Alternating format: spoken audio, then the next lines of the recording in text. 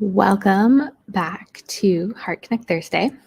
I am excited about today. I have a desk that is stuck at a weird height, so I'm just going to make this work today. But what I wanted to talk about is something that I became aware of yesterday as I was working through some stuff. I actively engage with and follow some coaches and have people that are mentors in my life. And one of them had released this video about what to do when you're feeling stuck. We all have times when we feel stuck, right? There's times when there's areas of our life that just seem to not be moving forward in any way. And it can be frustrating. It can be a whole lot of things.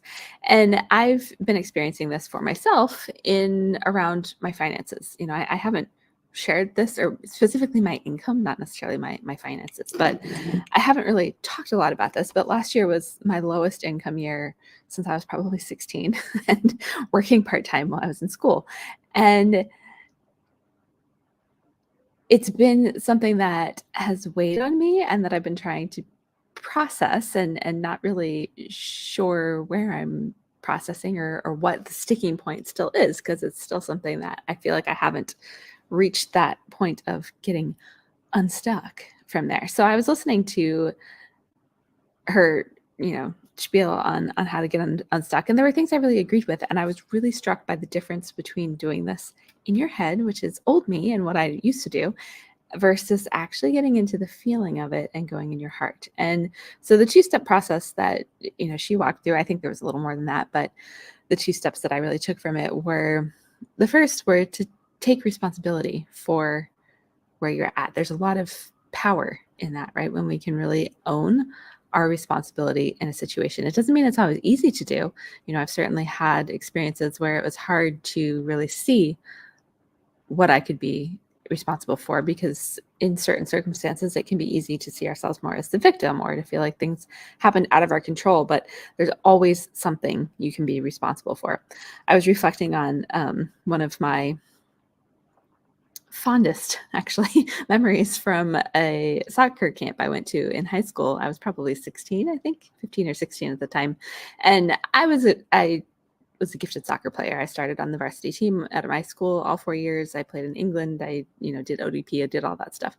And at this particular camp, I also had a tendency to get injured. So this time I didn't hurt my ankle, but I strained my hamstring, pulled my hamstring really bad, and I couldn't run. And I was normally a center midfielder. And so we were divided into teams, and we would scrimmage a couple times during the week. And, certain teams were better than others. They weren't really divided that well. And our team didn't have a goalie. Like we had no one on the team who liked to play goalie. So our coach wasn't really sure what to do and would just kind of rotate us through. And then I got hurt, and he looked at me, he was like, "Do you want to play in goal?"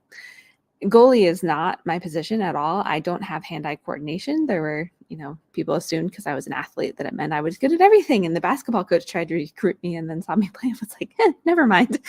And so, I was like, look, I will do it, but you guys have to keep the ball away from the goal because I suck in this position. Like, I'm just being totally honest. And so we lost every game. I was a terrible goalie. We had great players, but really didn't gel as a team. And at the end of it, he, just kind of looked at me. He's like, "I think we're just going to blame," I went by Sasha back then. It's my childhood nickname. So I think we're just going to blame Sasha for that one. And I was like, I'll own that. I'll take responsibility for my part in how many goals went in the net. And I just, even at that age, I was always somebody who would take ownership and responsibility for myself. What I was aware of yesterday is that in doing that from your head, from a place of the head, it is very easy to go in taking responsibility for whatever the situation or scenario is where you're feeling stuck.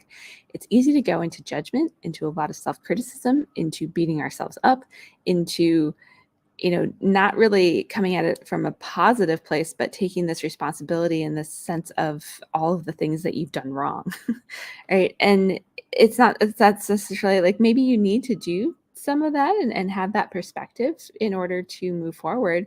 However, if you're anything like me, it can perpetuate this cycle of really kind of being unkind to ourselves and pushing ourselves in a way that is not helpful in any way, and kind of keeps us stuck in these patterns of negative self-talk and of really pushing ourselves so hard to the point where we end up burning out, which is something that I've experienced in life. And so looking at, my lowest income year last year, I was really just struck with, I decided to approach this not from my head, because I originally started writing down all the things about, like, I can be responsible for this and this and this and this and blah, blah, blah, blah, blah. Like, there's many things I could take responsibility for. But a lot of them were really in this negative place. And so I decided to take a second and do some of the things that I've taught on these, connect calls or heart connect calls, and just get grounded in my heart, put my hand over my heart, spend a couple of minutes like breathing, doing heart focused breathing, and just let myself get more coherent. That is hard to say.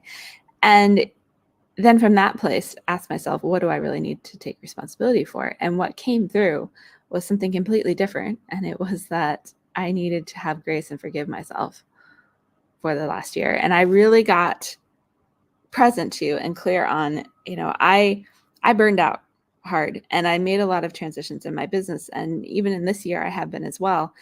And what I've never actually given myself permission to do, that I really needed, and that the universe kept showing up and just creating things for that to happen, was to rest and not push myself to work, and not, constantly be trying to make the shift, because ultimately, like, my income and what I do, all of that is something that I'm over identified with as something that gives me value and worth. And I don't view myself as being someone of value or having value if I don't have a certain level of income. And so I've been judging myself and have a lot of shame and all of these things from that experience last year, when what I really needed was to just be okay not working for a little while. And I, in some ways, have done that, but I was really, really just struck with this yesterday at looking at, because it's like I took breaks and was forced into that, but I've been looking at them as failures and not as something that I actually needed. And I honestly think that my whole journey has been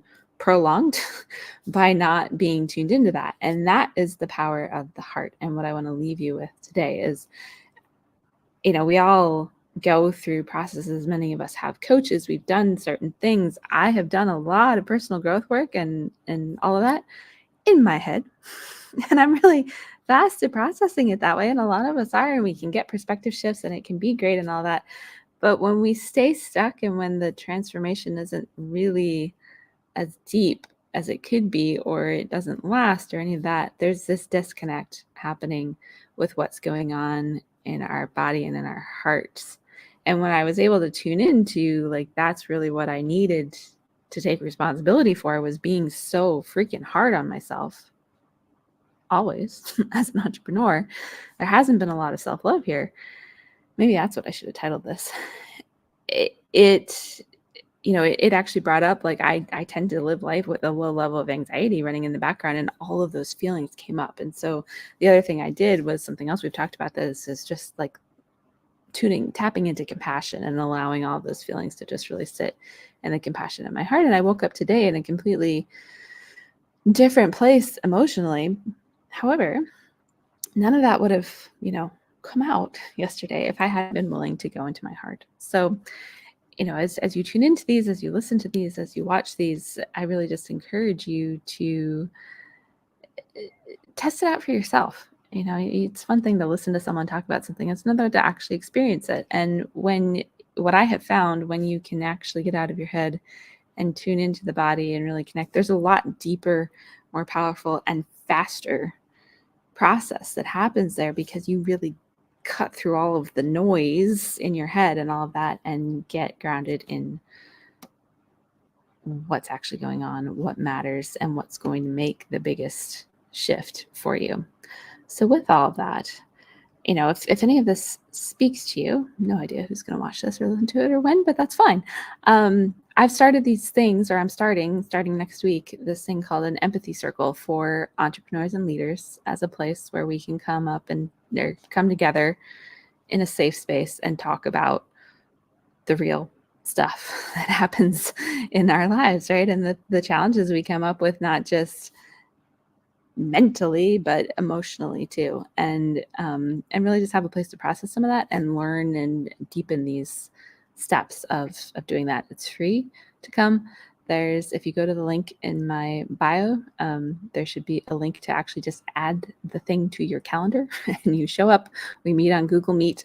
There's nothing, you don't need to register for anything or anything like that. Just come join me and we can actually together work through some of this stuff. I have some themes for the next 4 that we're going to do around creating work-life, personal growth, harmony, and really moving through burnout and some other things that are going to be good and I think are really needed. And a lot of it, we're going to do it from this place of heart rather than intellectualizing about it. So I'd love to see you there. Reach out to me if you have any questions. And with that, we'll see you next week.